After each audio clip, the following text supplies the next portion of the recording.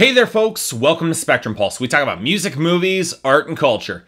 And today we're going to be talking about the new album from 50 Cent, Animal Ambition, an untamed desire to win. You know, it's really mind-boggling to me that 50 Cent's biggest years were around a decade ago. I mean, do people actually still remember 2003 when Into Club was the biggest charting song of that year? You know what, maybe it's just me, but to some extent the gangster rap scene has both evolved and yet stayed enough of the same to be just as receptive to 50 Cent now as it was over 10 years ago. With the right singles and the right leverage, I could easily buy 50 Cent holding down gangster rap in the same vein as acts like Schoolboy Q or Pusha T. But at the same time, the question remains that even though we're finally getting a new 50 Cent album 5 years after the last one, do we really need a new 50 Cent album? Bursting onto the scene after some pretty well-received mixtapes and a pretty damn solid debut album, 50 Cent brought a certain visceral punch and brutish charisma and solid wordplay to his records, and became most notable in rap music for utterly crushing rival Ja Rule's career. But as the decade wore on, the gangsta image that 50 Cent put forward got shakier and shakier. He threatened to quit rap altogether if his single AO Technology didn't outsell Kanye West Stronger, and when that didn't happen, he didn't quit at all and instead released a decent at best record in 2009. The question began to arise what intangible qualities that he brought to the table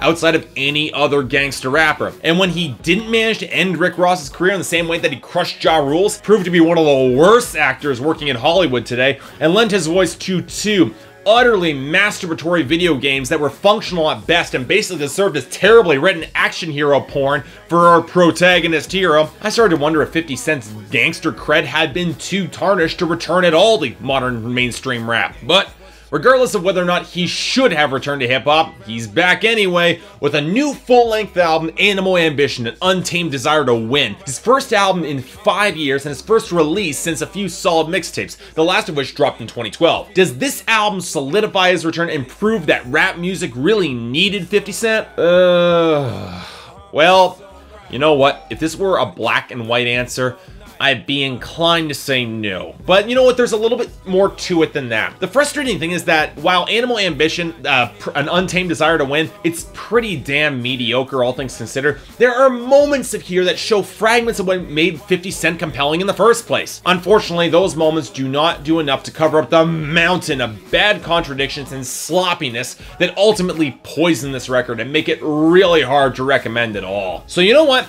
Let's start with 50 Cent himself, and let me stress that I've always liked this guy's delivery. In his prime, his brand of sneering asshole machismo was bellied by some really sharp delivery, and while he was never quite an amazing spitter, his delivery always towed the line between a smarter thug than you would expect and an arrogant businessman. So why the hell does he feel the need to adopt something of a sing-song flow on this record that just sounds utterly ridiculous when he's trying to spit? It's mocking in the laziest possible way. It's barely tied to an interesting melody. In fact, laziness might be the most apt term for this album, because throughout most of this record, 50 Cent does not sound like he remotely cares about what's going on, and for a record that's supposed to reflect an untamed desire to win, this record feels like the undeserved victory lap. And you know what? For what has 50 Cent done to deserve that victory lap? Well, very little if we're looking at these lyrics, which feel like a grab bag of gangsta cliches blended together with 50 Cent's status as a quasi-legitimate businessman, complete with a brand label porn that comes with it. And you know what? There are moments, I will admit, that the wordplay gets a little bit creative. There are a few lines on Hustler and Twisted, those aren't bad, but too much of it circles the central premise that 50 Cent is loaded of all hell and he's still hustling, slinging coke, and killing people.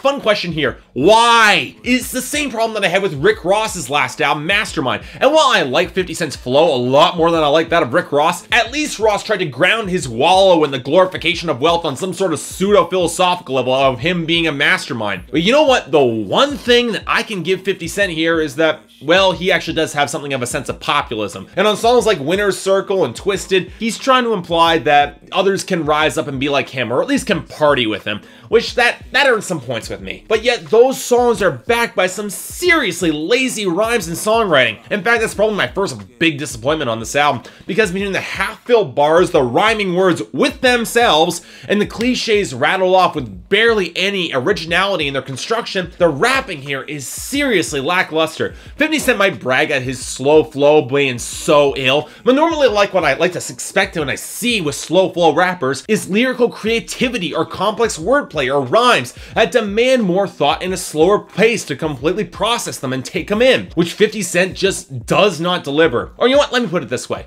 If you're using a Ring Around the Rosie, a nursery rhyme for children, for your hook, you're doing something wrong here. And you know what? His guest stars really don't help much either. Yo Gotti sounds like Jeezy with less energy and worse rhymes. Kid has some of the silliest punchlines on a rap album I've heard thus far this year in his verse. Styles P's verse, it's decent, but it feels like an afterthought that he cut from his own record. And Prodigy's rhymes aren't exactly flattering, as he describes a girl clinging on to him like a little girl and then has a pit bull in a skirt.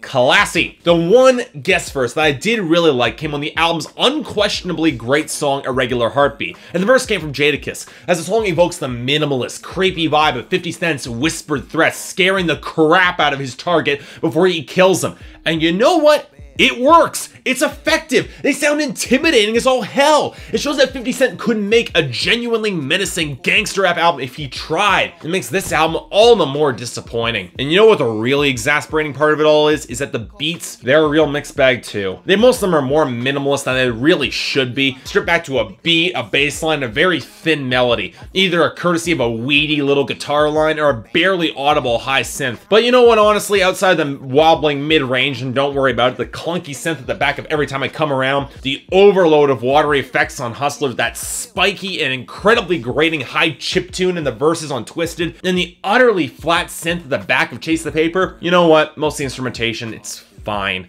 I like the snarling swell of the title track, that was fine. I dug the piano lines on Twisted and Winter Circle, that was pretty good. And the percussion, you know, it tended to be pretty solid and textured across the board. But the production completely cripples it. There's little to no grit or grime on this album, which would be a natural fit for 50 Cent's harder delivery. The guitar tones are weak and lifeless. The more opulent segments with the strings and the horns, they feel imported from a cheap preset. And the crescendos feel completely neutered and give 50 Cent nothing that can actually match his presence on these songs. There's very little here that feels dangerous or imposing, or on something of a different note, all that luxurious or classy. And you know what, I know 50 Cent, he's never been classy, but you know what, he could have at least tried. So you know what, in the end, there are moments here that I do like. Irregular Heartbeat, easy highlight for me. And Twisted and Winter Circle, they're solid too. But even by the standards of shallow gangster rap, 50 Cent brings very little to the table that we haven't seen done better thus far this year. And what's worse is that 50 Cent is capable of so much better. We all know this. But you know, if you're looking for an album that made it very clear that 50 Cent just does not have to try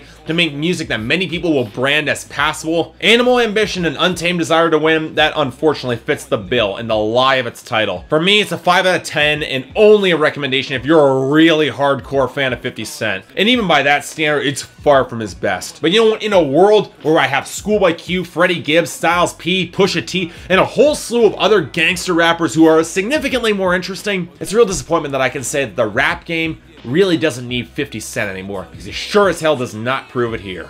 So yeah, thanks a lot for watching. If you'd like to like and subscribe, I'd be more than grateful.